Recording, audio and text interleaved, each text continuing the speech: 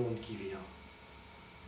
Alors là, je suis obligé de parler de ma place, de mon point de vue, et dans la réflexion de 50 ans que j'ai sur la peinture, qui cherche de l'histoire de l'art, non? Ah, attendez. Bon, j'arrête pas, peut-être. Donc, vous me dites. Hein. Dans le monde qui vient. Quelle est la place alors de l'art dans le monde qui vient? Eh bien, j'arrête pas, peut-être. Donc, vous me dites. Hein. Non, mais c'est pas mal, quelle est la place de l'art? Oui, donc quelle est la place alors de l'art dans le monde qui vient? Eh bien, la place, selon moi, pour apercevoir la place dans le monde qui vient, il faut apercevoir d'abord l'art, donc il faut d'abord sortir de l'histoire de l'art. Parce que l'histoire de l'art a dévié le sens de l'art, donc il y a plein de monde qui vient, il n'y a qu'une histoire de l'art qui devient. Et justement, le grand problème posé comme ça, c'est qu'on se demande quelle est la suite de l'histoire de l'art. Parce que l'art ne peut pas être vécu comme une suite historique. Donc, on pose la question, absolument stupide, qu'est-ce que devient l'histoire de l'art? Et du coup, il n'y a pas d'art. Donc, qu'est-ce que devient une histoire de l'art sans art? Ben, elle devient ce qu'elle est à peu près aujourd'hui, d'ailleurs, un discours creux. Et donc, il s'agit simplement, pour retrouver le point de rencontre avec la vie, de retrouver ce qu'est l'art en nous, en l'homme. Parce que dans le livre, l'art sans l'histoire de l'art, il y a quand même une partie du livre où j'introduis des gens qui ne savent pas du tout ce qu'est l'art au point de vue de la culture, et où on s'aperçoit qu'ils portent en eux, ce qu'on appelle le peuple, la question de l'art. Parce que c'est une question millénaire quand même, on ne peut pas traiter ça comme de savoir quel est le prix des choux-fleurs la semaine prochaine. Donc cette question, elle est essentielle, mais elle est encombrée, elle est sous des idées, elle est couverte par des idées, des controverses, enfin des choses qui n'ont finalement d'intérêt que pour un petit club de gens. Et alors, quelle est la place de l'art dans le monde qui vient? Ça, c'est beaucoup plus intéressant, parce que ça permet d'abord de reprendre le contact avec l'art, et aussi de se dire, quel est le monde qui vient? Alors là, je suis obligé de parler de ma place, de mon point de vue, et dans la réflexion de 50 ans que j'ai sur la peinture, qui cherche sa place par rapport à la vie. Et là, je pense que le monde qui vient, contrairement à tout ce que peuvent dire les futurologues, les pronostiqueurs, le monde qui vient est un monde poétique. C'est-à-dire que là, je retrouve sur ce chemin des gens comme Rimbaud, qui disent que demain, la poésie ira devant. Ça veut dire que demain, la pensée sera changée. La poésie ira devant, c'est-à-dire qu'au lieu de poser un problème, une hypothèse sur laquelle on réfléchit, demain, il y aura un surgissement, une vision, et à partir de cette vision, se développera un raisonnement. Par exemple, je pense à une histoire sur les anciens Perses. Quand ils voulaient prendre une décision, ils se réunissaient, ils réfléchissaient, et ils prenaient la décision. Ensuite, ils se réunissaient une autre fois, ils s'enivraient, et quand ils étaient complètement ivres, ils prenaient une décision. Et si la décision qu'ils avaient prise en étant ivres était la même que la décision prise en étant à jeun, eh bien, ils trouvaient que la solution était bonne. Eh bien, c'est un peu comme ça, sauf que nous, on pense au raisonnement, et le raisonnement empêche l'ivresse. Eh bien, je pense que le monde qui vient, c'est le contraire. C'est un monde où l'ivresse réveillera la question, et la logique, la raison telle qu'elle est venue d'Aristote et des Grecs, trouvera le sens à cette vision. Et alors ça, c'est l'art c'est la pensée poétique, c'est la pensée silencieuse, c'est-à-dire que c'est du silence que naîtra le sens. Et rebondissez sur,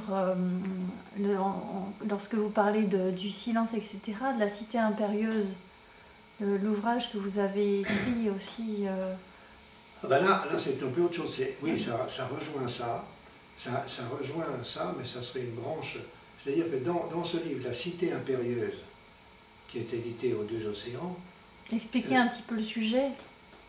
c'est une cité qui est détruit l'homme complètement, qui prend sa place, qui décide tout pour lui, qui est la maîtresse du monde, qui a changé qui a maîtrisé le monde et toutes ses énigmes, et qui règne sur tout. Et elle a chassé des montagnes et des lieux secrets les hommes. Alors certains ont échappé à ça, et ces montagnards se sont réunis dans un souterrain, sous la cité, et là se passe la création.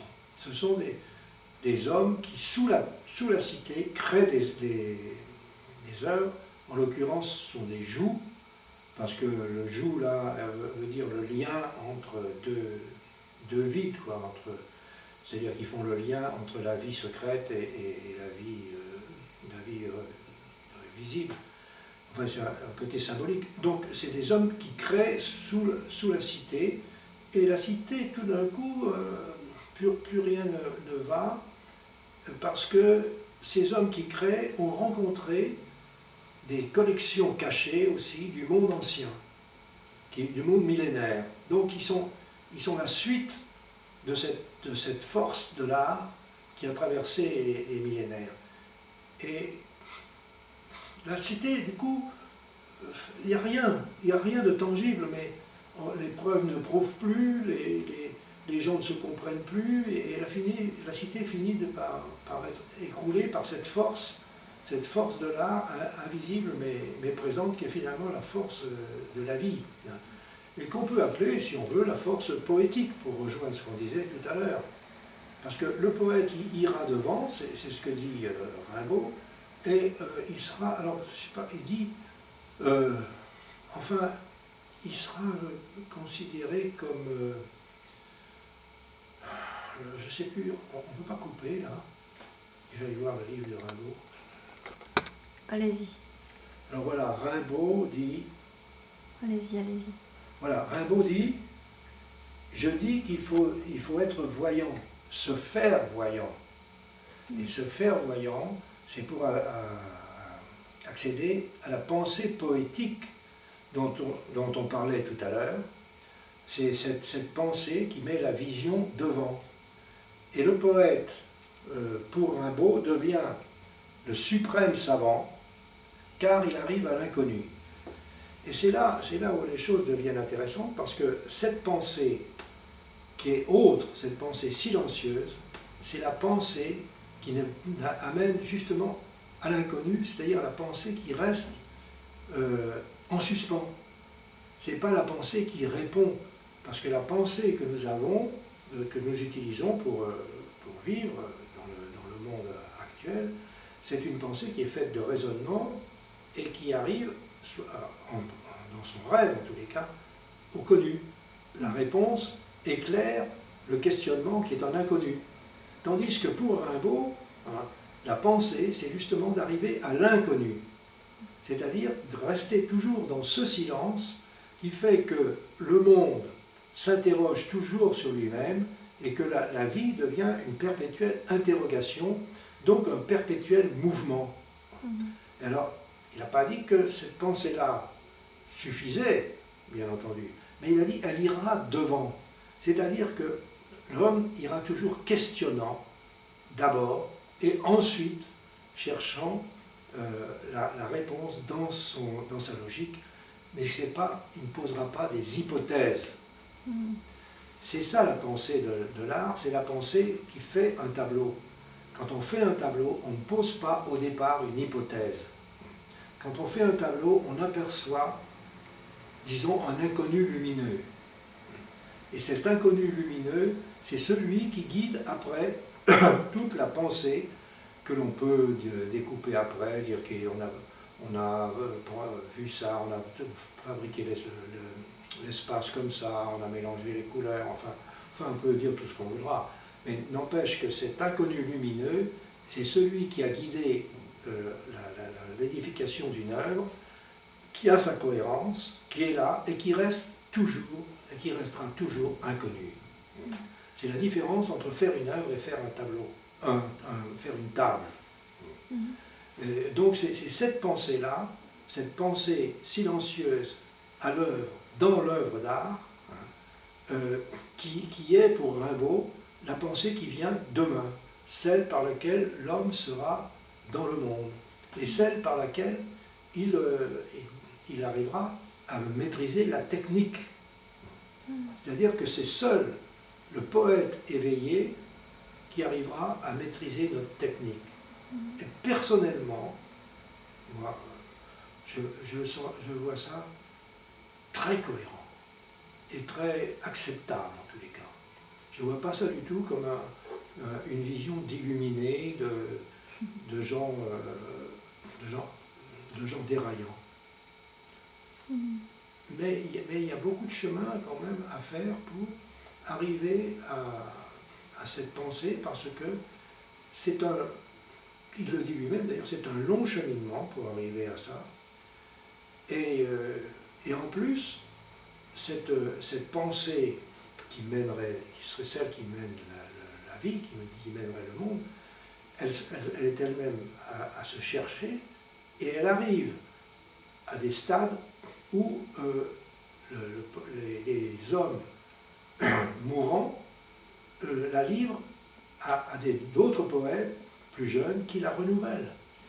Donc c'est aussi un mouvement, c'est pas une chose fixe, c'est une question, c'est une chose ouverte, c'est pas une recette, c'est pas un système, mais c'est une vision vers l'avenir, à mon avis, la seule façon dont on peut envisager un avenir.